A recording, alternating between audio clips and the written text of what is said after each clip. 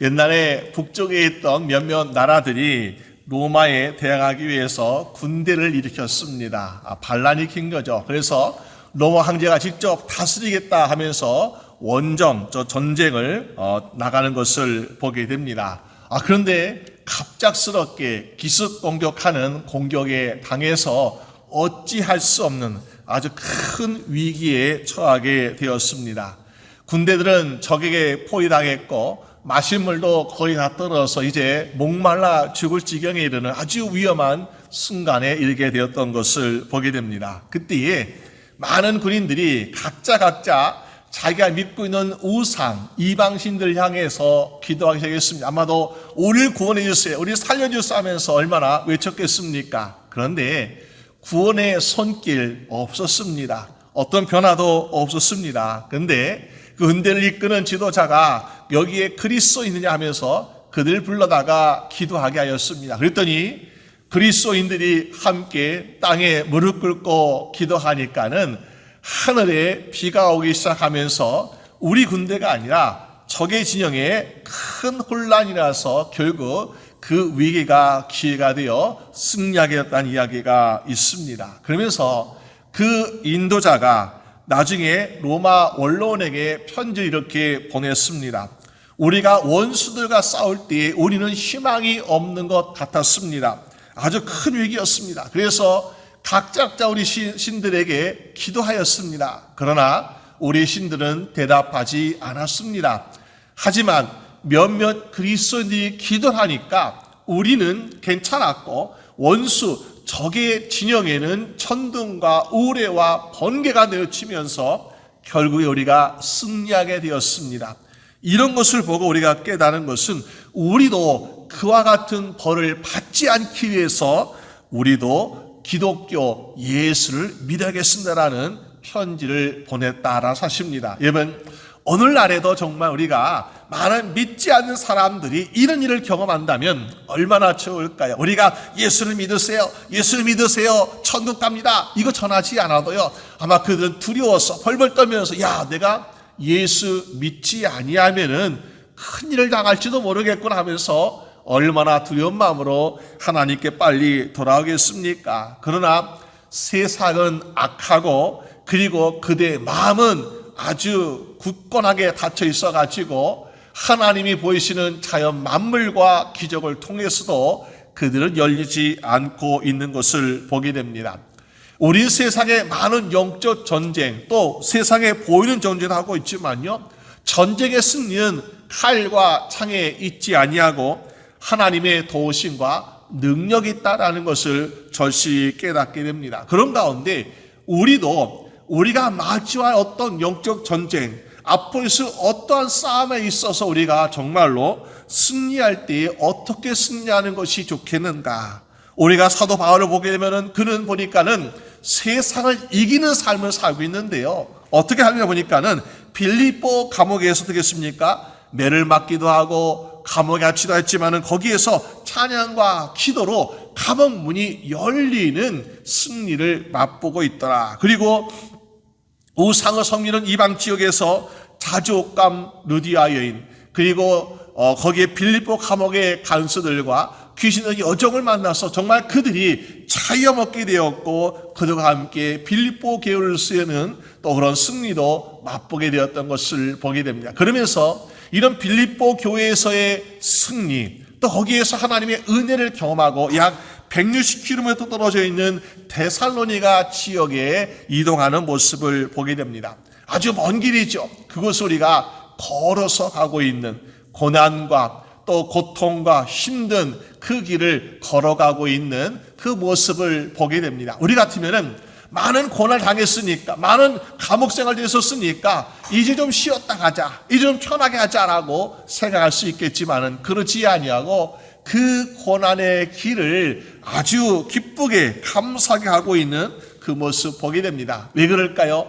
복음을 전하고자 하는 열정 때문에 그랬던 것을 보게 됩니다. 그래서 우리가 데살로니가전서 2장 2절 말씀 보니까는 사도 바울은 너희 아는 바와 같이 우리가 먼저 빌립보에서 고난과 능력을 당하였으나 우리 하나님을 힘입어 많은 싸움 중에 하나님의 복음을 너에게 말하였노라. 그래서 하나님의 힘을 얻어가지고요, 힘내서 데살로니가에 가서 복음을 전하고자 가는 모습을 보게 됩니다. 여러분, 이런 사도 바울의 복음에 대한 열정, 또 사명감, 이것 때문에 많은 소아시아, 그리고 유럽, 그리고 로마가 복음화되는 역사가 일어나고 있지 않습니까? 그런 가운데 유대인들, 또 이방진 유대인들 무엇을 느끼고냐 보니까는 오늘 말씀처럼 데살로니가에 있는 유대인들은 사도 바울과 그의 선교팀 보면서 뭐라고 말씀하냐?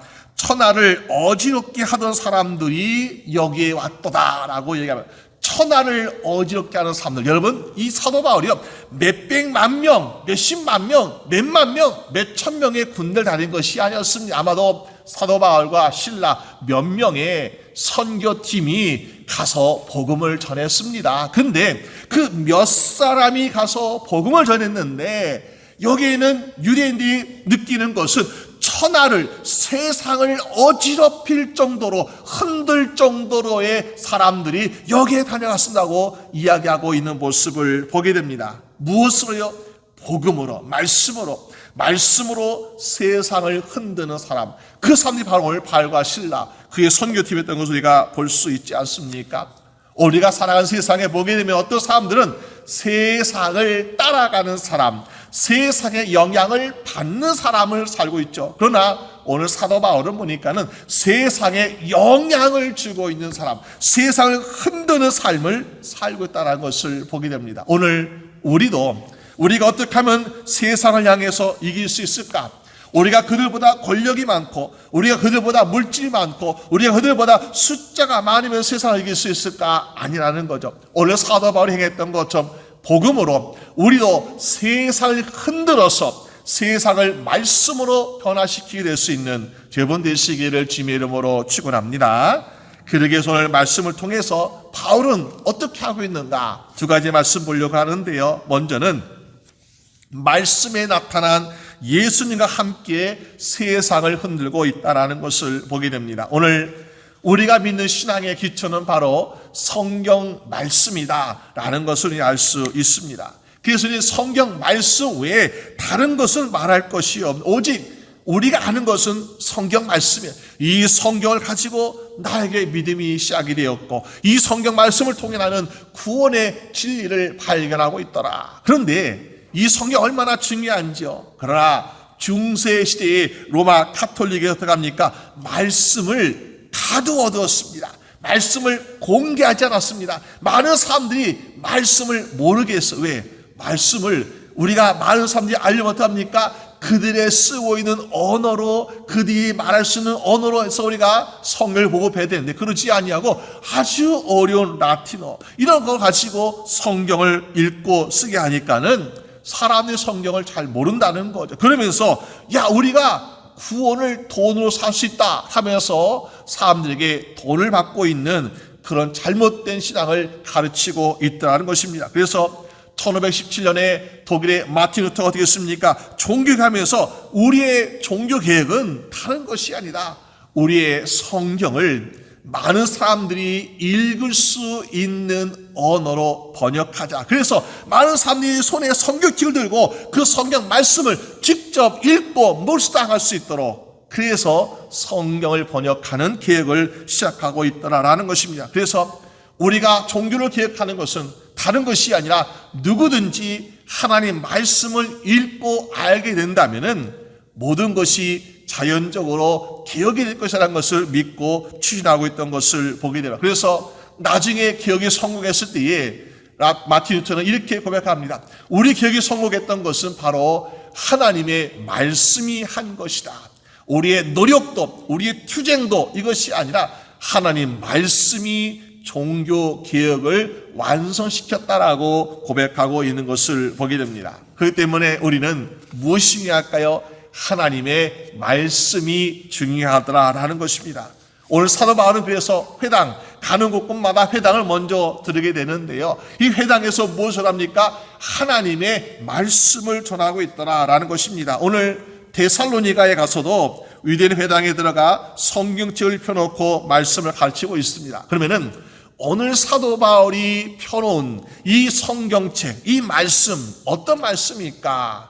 오늘 우리가 가지고 있는 성경책이 아니라는 거죠. 아마도 그 당시에는 성경이 완성되지 않았기 때문에 구약의 성경을 가지고 말씀을 가르치고 있더라. 그러면 어떤 사람들은 이렇게 생각할지 아니, 우리가 신약을 가르치려면은, 예수님에서 전하려면은 우리가 신약 성경을 가지고 전해야 되는데, 아니 구약 성경 가지고, 율법의 성경 가지고 어떻게 예수의 복음을 전할 수 있습니까? 라고 사람들은 생각할지 모르지 않습니까? 그런데 사실 예수 그리스도에 대한 복음의 시작은 어디입니까?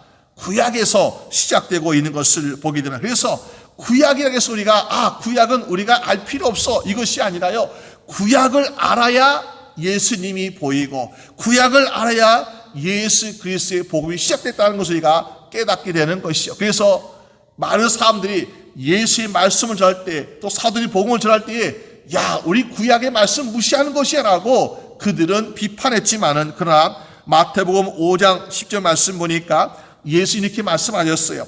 내가 율법이나 선지자나 폐하러 온 줄로 생각하지 말라. 폐하러 온 것이 아니요, 뭐라고요? 완전케 하려 함이라라고 말씀하고 있습니다. 여러분, 우리의 가지는 구약의 성경의 말씀도, 또 우리 신약의 말씀도 주님께서 모든 하나님의 말씀을, 또 하나님의 뜻을, 구원을 완전하게 하시는 주님이신 줄로 믿으시기 바랍니다. 그래서 우리는요, 구약 성경이기 때문에 어려워요, 힘들어요, 멀리할 것이 아니라 내가 어떻게 하면 구약에서 주님을 발견할 수 있을까?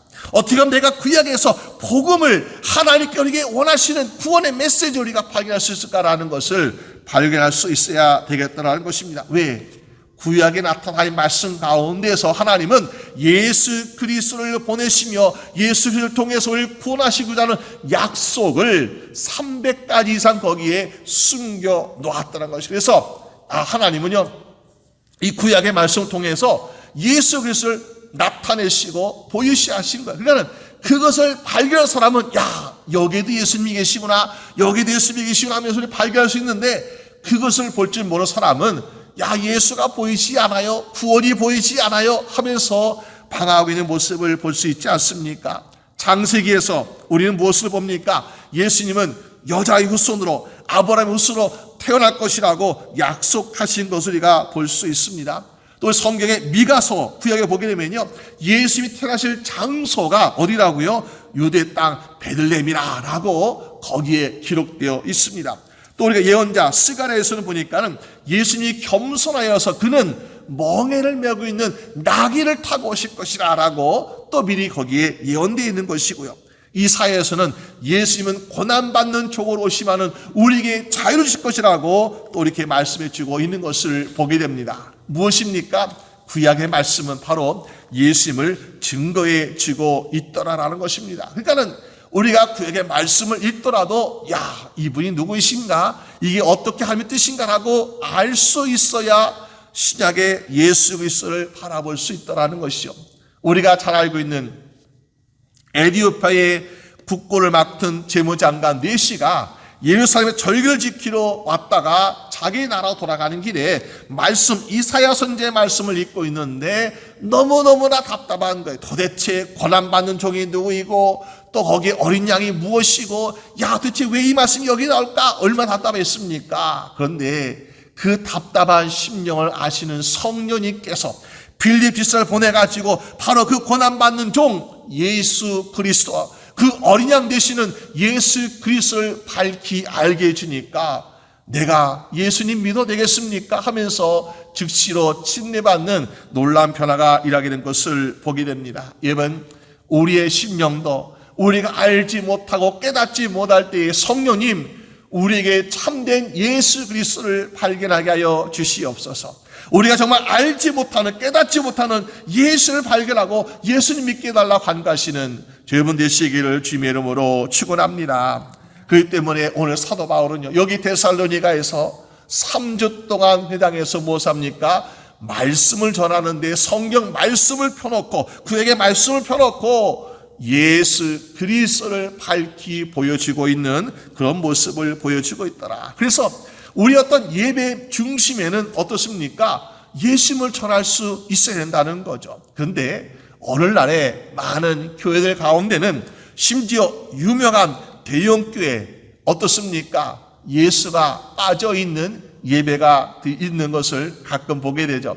어떤 사람들이 이제 예수 믿는 그리스도인들이 런던에 여행을 해서 방문하는 가운데 주일이어서 야 오늘 어디 가서 예배드릴까 하다가 아주 크고 웅장한 교회, 아주 유명한 교회 가서 예배를 드리고 있었습니다. 그리고 예배를 드리고 나와서 그들이 은혜 받아가지고 기뻐하고 감사해야 되는데 야 오늘 우리가 잘못 왔구나라고 후회하는 모습을 보여주고 있다는 것입니다. 왜 그러나 보니까는 그들이 예배를 드렸습니다. 아주 화려한 예배, 멋있는 예배, 웅장한 예배, 아주 모든 음악과 모든 것들이 완벽한 예배를 드렸지만은 그러나 예배 가운데에 예수에 대해서 듣지 못했기 때문에 그들은 안타까워하겠다라는 이야기가 있었습니다. 여러분, 오늘의 삶 가운데, 우리 예배 가운데 예수 그리스도는 결코 빠질 수 없다라는 것입니다.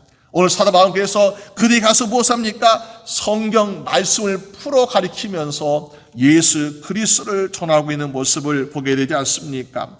그런데 사람들은 예수를 전하는데 어떻게 합니까? 예수를 발견하지 못하니까 예수를 십자가에 못 박아라 하고 있고 예수를 믿지 아니하고 거부하는 사람들이 있는 것을 보게 되죠. 오늘 저분들은 성경 말씀을 읽으면서 주여 내 눈이, 내 귀가, 내 마음이 우리 주님을 발견하고 주님을 만날 수 있게 달라고 해서 주님을 발견하고 만날 수 있는 저분 되시기를 주님의 이름으로 축원합니다.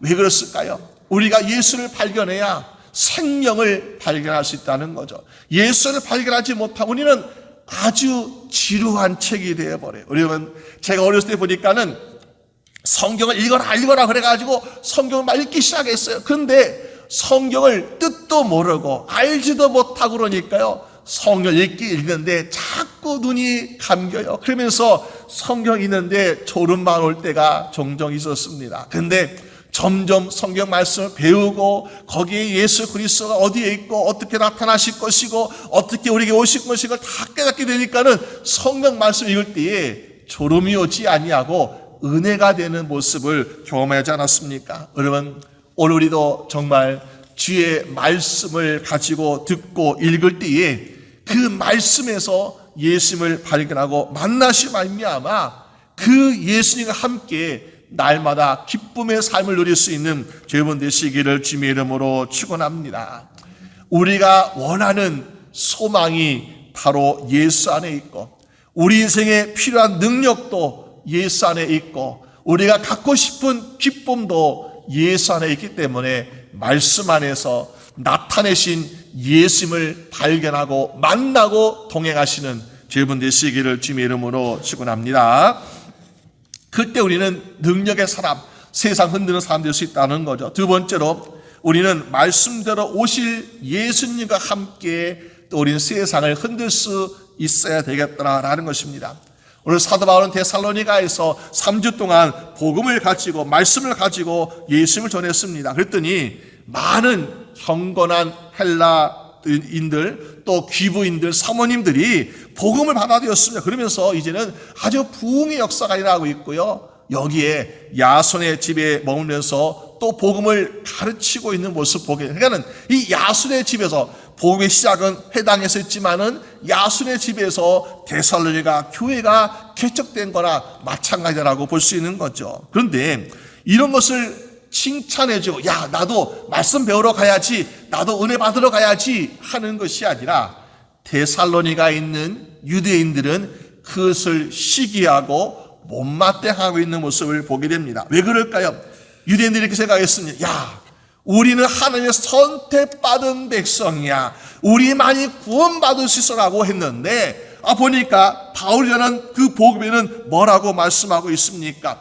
누구든지 예수를 믿기만 하면은 구원받을 수 있습니다. 누구든지 예수를 나의 주로 고백하면은 천국 갈 수 있고 하나님 백성 될 수 있으라고 이야기하니까는 지금까지 자기의 특권과 권리를 주장했던 알고 있던 유대인들은 시기하는 것이고요, 못마땅할 수밖에 없는 것 아니겠습니까? 그러면서 야, 우리가 누려야 될 것을, 우리가 누릴 구원과 축복을 저 이방인들에게 빼앗겼다라고 생각하는 그런 모습을 보게 됩니다. 그러니까는 얼마나 화가 났는지 사도 바울의 일행을 잡으려고 베레아까지 쫓아가서 핍박하는 그런 유대인들 우리가 볼 수 있습니다. 그러니까 성도들 또 그리고 사도들 얼마나 핍박과 고난을 당했겠습니까? 그런 가운데 이 데살로니가의 성도들 참 어려움 많이 겪었을 것 같아요. 환난이 많았을 것 같아요. 그러나 그들 가운데 그들은 어떻게 하고 있느냐? 데살로전서 1장 6절 말씀 보니까 이렇게 말씀하고 있어요.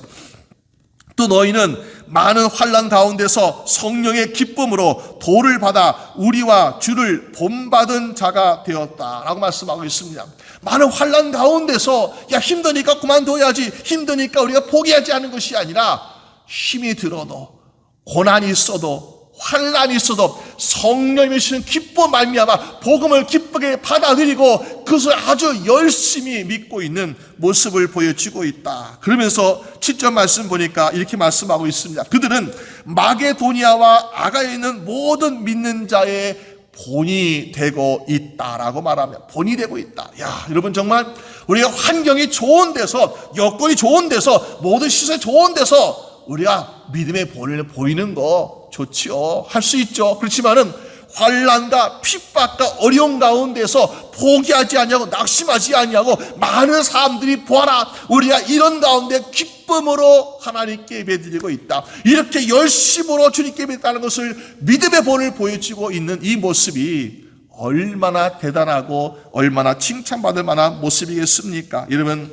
어떻게 이것이 가능하겠습니까? 그것은 바로 데살로니가 교회의 성도들은 바로 이 말씀, 하나님 말씀이 그대로 이루어질 것을 믿고 그 믿음 안에서 기도하는 신앙생활을 잘하고 있었기 때문에 이것이 가능했다라고 볼 수 있다는 것입니다. 특히 데살로니가 성도들의 이 모습은 어디 시작되냐? 우리가 성경 데살로니가 전후서의 가장 기본적인 주제는 무엇이가 보니까는 재림이에요. 재림.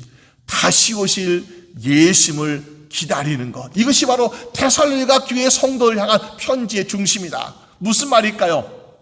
그들은 핍박과 환난이 있습니다. 그럴 때에 야, 우리가 그만둬야지, 포기하지, 이것이 아니라 다시 오실 주님을 기다리기 위해서 우리는 핍박과 환난도 이겨내야 돼. 그것도 기쁨으로 감사로 이겨내야 돼. 왜? 다시 오실 주님께서는 우리에게 영생을 주실 것이고 우리에게 정말 놀라운 축복을 주실 것이기 때문에 우린 다시 올 주님을 우리가 기다릴 수 있어 하면서 핍박과 환난 가운데 인내하고 매를 맞아도 감사하고 감옥에 가서도 감사하고 심지어 죽임을 당해도 억울해하고 분노하지 아니하고 그들을 위해서 기도하는 초대교회 성도들의 모습을 보여주고 있더라는 것입니다.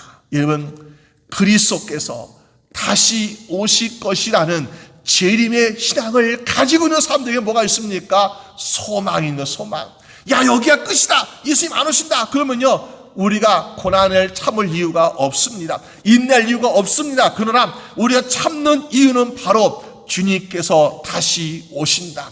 그리고 주님께서 다시 올 때 우리를 심판하시는데 우리를 가장 의롭게 하시고 가장 복되게 하시고 생명의 걸 주실 것을 믿기 때문에 우리는 인내한다라는 것을 그들은 확신하고 있더라 사실입니다. 그러니까는 이 데살로니가 교회 성도는 핍박과 환난이 당해서 어떻게 합니까? 주님이 오실 때 더 칭찬받아야지 하면서 믿음의 본을 보여주고 있으니까 다른 주변 나라, 다른 주변의 교회들에게 믿음의 본이 되고 있는 모습을 보여주고 있다는 것입니다. 여러분, 오늘 여러분들의 신앙에도 하나님, 세상이 너무나 유혹이 많습니다. 세상이 너무나 우리를 어렵게 하고 있습니다. 그러나 이 가운데 우리는 주님이 다시 오실 것을 믿고 그 소망을 가지고 살아갑니다. 그러면서 우리가 믿음으로 기쁨으로 감사하고 살아갈 때 우리도 주변의 사람들에게 믿음의 본이 될 수 있는 여러분 되시기를 주님의 이름으로 축원합니다.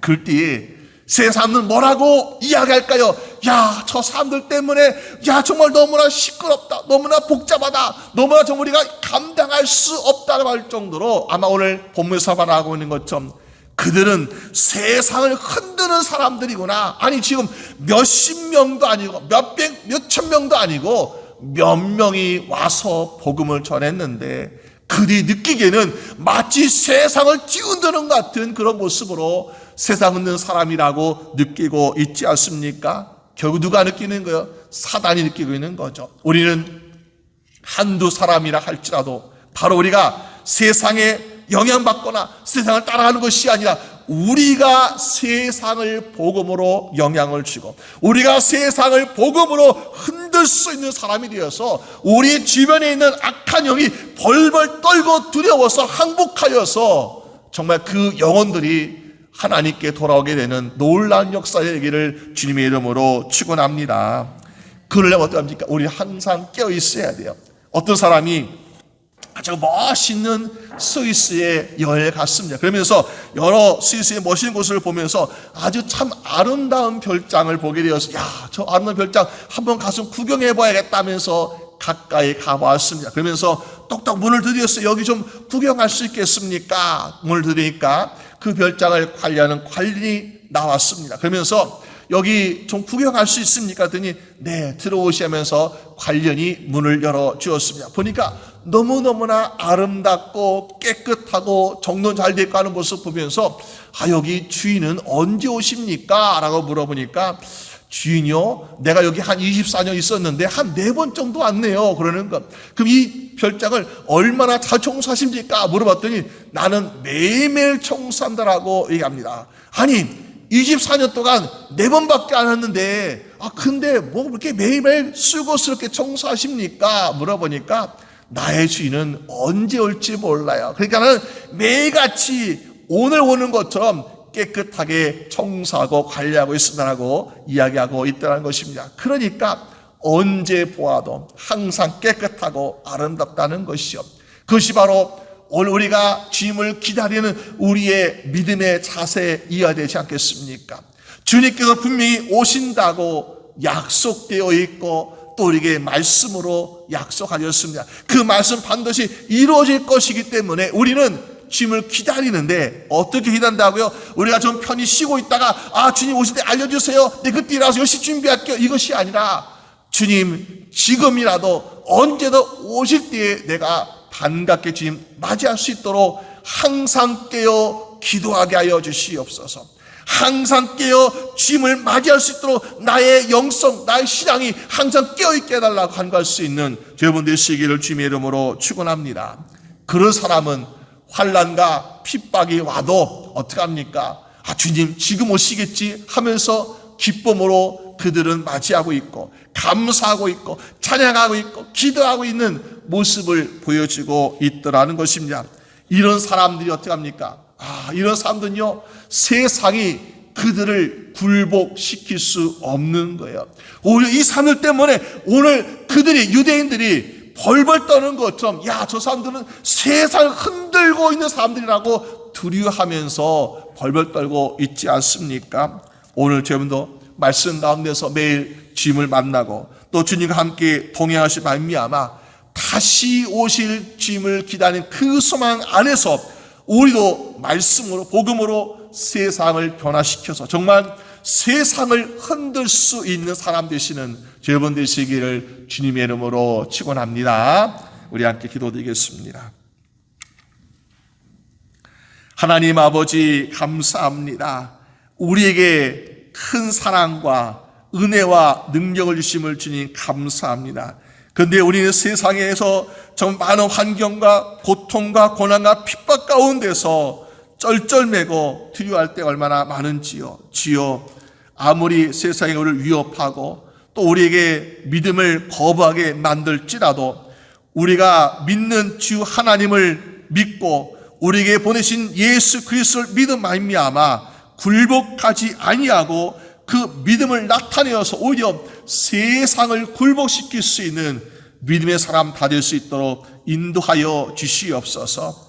우리가 정말 세상에 굴복하지 않으려고 승리하기를 원합니다. 그러기 위해서는 우리의 노력뿐만 아니라 우리의 믿음뿐만 아니라 성령님 날마다 도와주시옵소서. 주의 말씀을 가까이 할 때에 성령님 깨닫게 하시고 알려주시고 가르쳐주셔서 주님이 얼마나 우리를 사랑하시는지, 주의 말씀 약속이 어떻게 이루어지는 것을 마음에 확신하여서 주님 오시는 그날까지 인내하고 기뻐하고 감사할 수 있도록 주님 주장하여 주시옵소서. 모든 것 주님께 감사드리옵고 우리 주 예수 그리스도의 이름으로 기도드립니다. 아멘.